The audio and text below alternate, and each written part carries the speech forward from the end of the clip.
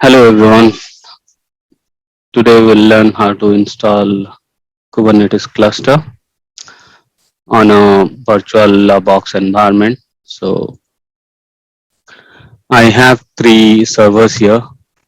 One is Kubernetes master and two are Kubernetes workers. So for Kubernetes master, I've given two CPUs, and for workers, I've given one CPU. So I have started my machines, all these machines. So let me log into them. I've logged into the Kubernetes master here. This is my Kubernetes master, and these are the Kubernetes workers. So let's start installing on the Kubernetes cluster on it. To do that, before going to install Kubernetes cluster, what we need to do is we need to set the host name that we have already done, and then we need to set the AC Linux to disable state. So I have already disabled it. So you can check that by AC status command. Where you have to go is etc AC Linux config. Here it would be enforcing here, and you need to change it to disable and then reboot your machine. So it will be disabled. You have to do this on all the systems in your Kubernetes cluster. Then comes the firewall. I have disabled the firewall here. If you want it to be running, then you have to open the port so the communication should happen. For that, you need to open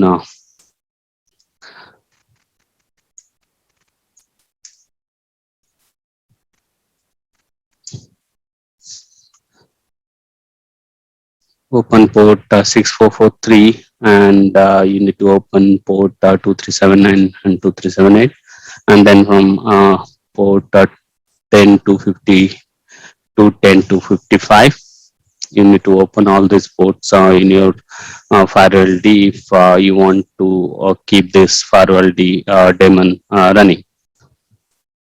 As I have disabled the firewall D here, you can see it here. I have to do that on all the hosts. Then I have to disable the swap that you can do by using swap of -a, and you have to do it permanently disable etc fstab, and you can see I have commented it out. You have to do this again on all the hosts.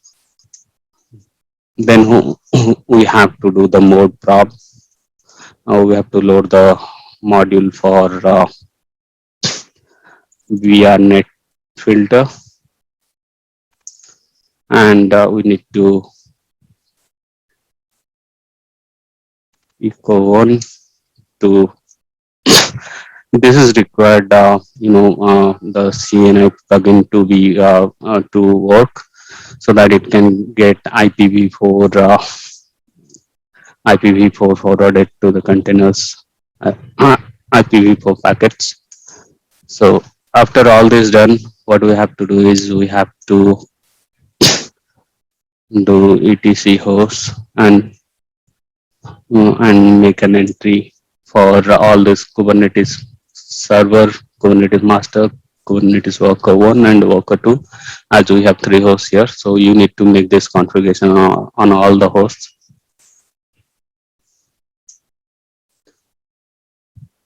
After that, you need to add the Kubernetes repo. I have added the Kubernetes repo here. So if I go to etc yum dot repos dot t, I'll just do a cat and Kubernetes repo. This should be the content of your Kubernetes repo. It is for CentOS 7, so I have given EL7 for this, and it should get Kubernetes packages from this repo. Once this part is done, you need to install the Docker and kubeadm. You have to add a repo in all the hosts, and then you have to go for yum install Docker kubeadm -y. As I have installed it, it will show me that both the packages are installed. You can see it here.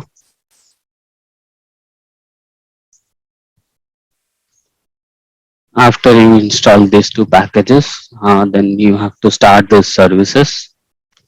So to start the services, what you can do is systemctl start Docker, and we have to enable it as well. So and then systemctl enable Docker, and then you have to start kubelet and enable kubelet also. So kubelet, this is done. You need to do all these steps on all the nodes in your cluster. Once you have done this, now it is time to initialize the Kubernetes cluster. As you see, I have two IPs here. One is for NATing, another one is uh, for host only adapters. So what I'll do is I will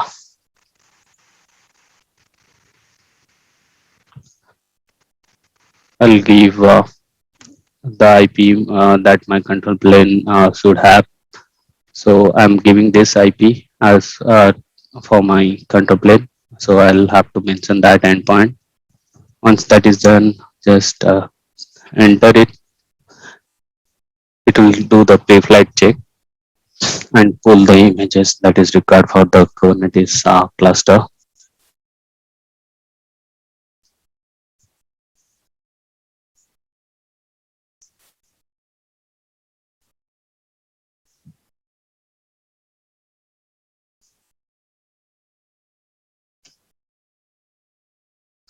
Now, as you see, it is giving us information how we should add the kubeconfig and how we should be able to join our Kubernetes cluster, like Kubernetes worker nodes to this Kubernetes master. So I'll just copy it and save it in one of the notepads. So let me do that.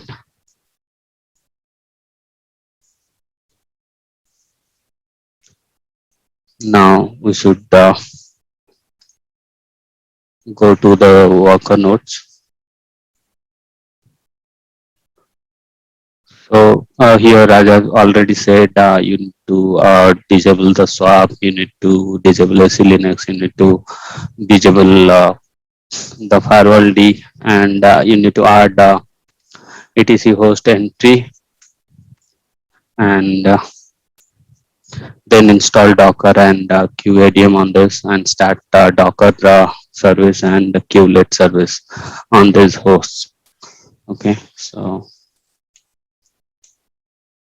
you can see I've added all this information here, and I'll just check AC status. Yeah, it is disabled. Okay, and now I'll check the status of Docker systemctl status Docker. Yeah, it is running. You can do the same checks, and you have to do the same procedure that you would run um, done till cube ADMA in it. Uh, you have to do that for all your worker nodes, except you just you don't have to run QADMA in it on your worker nodes. Apart from that, all these steps that I have described, you have to do that in your Kubernetes worker nodes. Once that is done, we'll come over here again. We'll create, we'll copy the configs. So yes, and we'll change the ownership of the config file. That is done. Now it is time to uh, add a networking pod. So if you see the information, uh,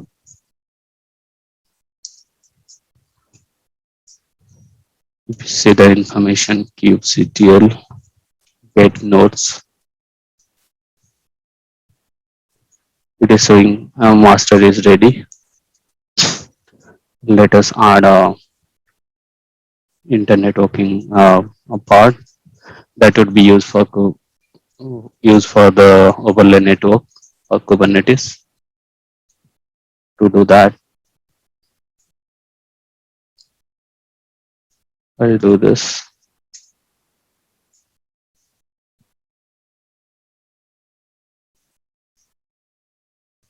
So it is saying that daemon set has been created. So it will run a pod on every worker that is being joined to this cluster.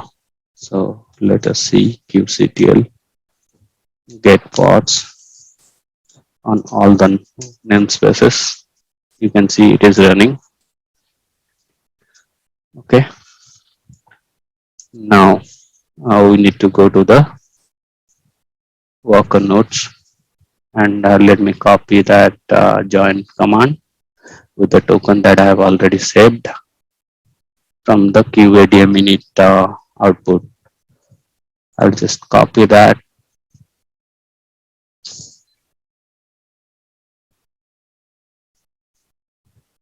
run it over here. It is doing the pre-flight check.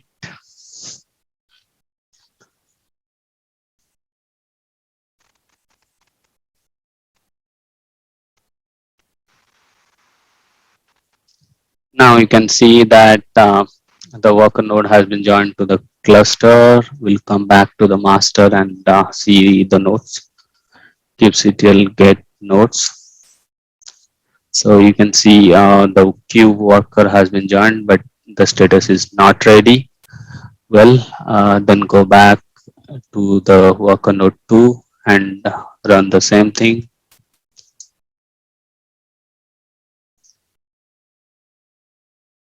Pre-flight check is failing. Okay, so I'm not set to one, the breeze filter. Yes, so let me do that again.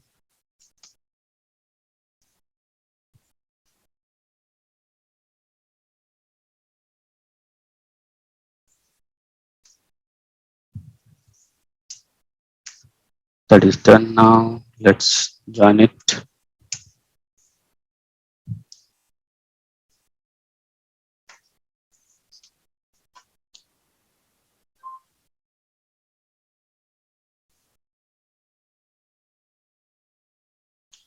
Okay, so you can see it is joined to the cluster now. We'll come over here and see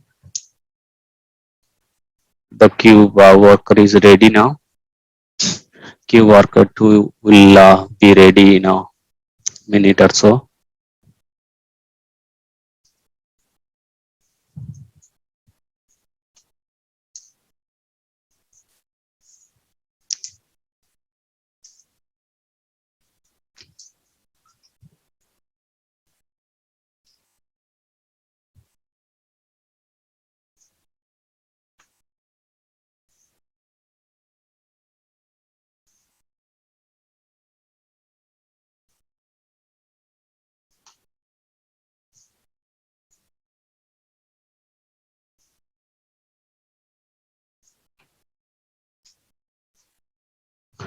Now you can see the status has been changed to ready.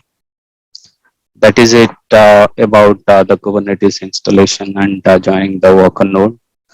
Then on the further videos, I'll be describing how to create pods, how to work with services, and how to do other stuffs with the Kubernetes cluster. Thanks for watching this video. Thank you.